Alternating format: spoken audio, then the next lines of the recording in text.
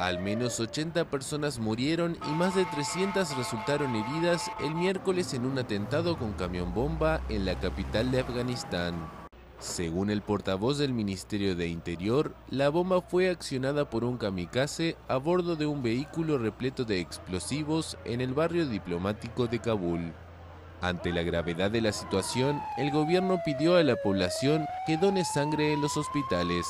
La explosión se produjo cerca de un retén de control en el camino hacia el Palacio Presidencial y provocó una fuerte onda expansiva que causó daños en los alrededores. Las embajadas de Francia y de Alemania reportaron daños materiales. El ataque ocurre días después del inicio del mes del Ramadán, el ayuno musulmán.